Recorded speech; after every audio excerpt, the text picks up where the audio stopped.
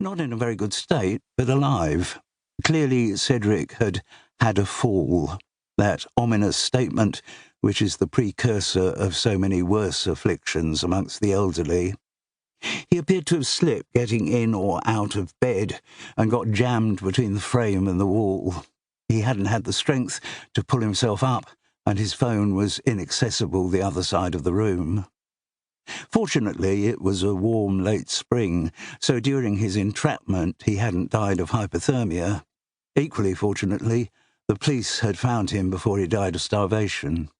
He had been taken to Chichester's main hospital, St. Richard's, where he was cleaned up.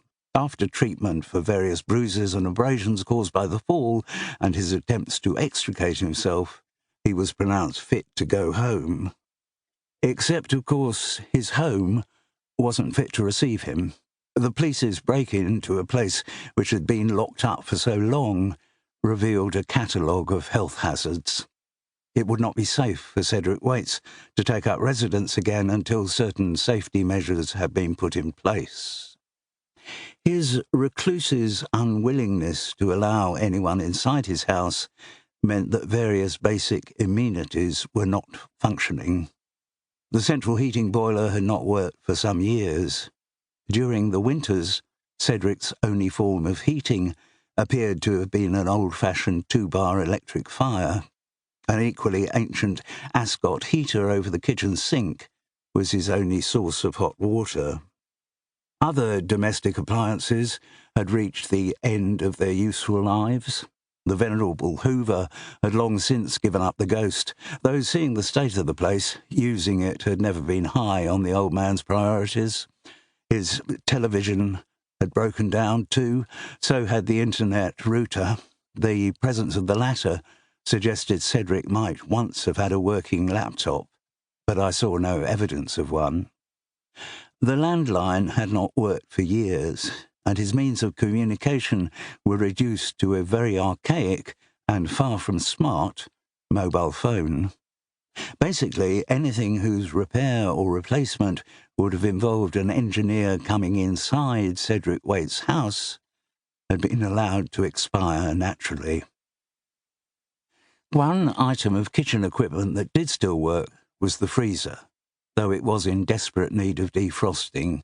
Its survival was important because Cedric stored all of his food in there, and without it he would have starved. There was also a much discoloured microwave, which appeared still to be in working order.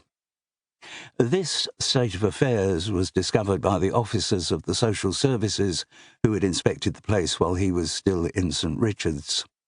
Had he been in residence, it is very unlikely that he would have allowed them in.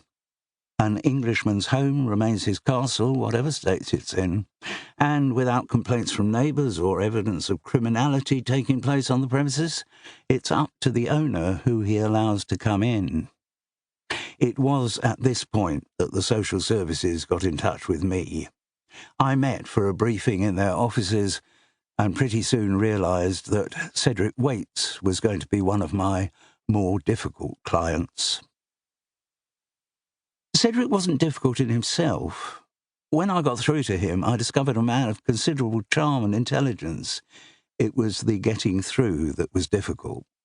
The way our first meeting was organised was familiar with me. It had happened with other hospitalised clients.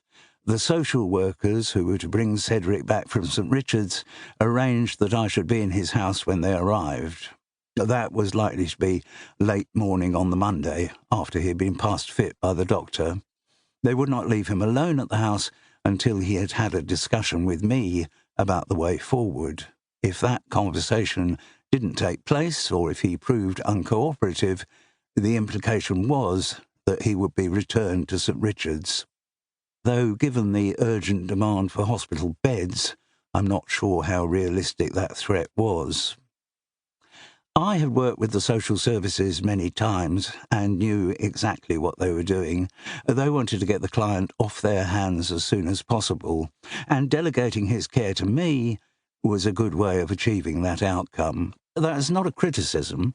Funding cuts and the lack of foreign recruits after Brexit meant that there were far too few social workers, and those who survived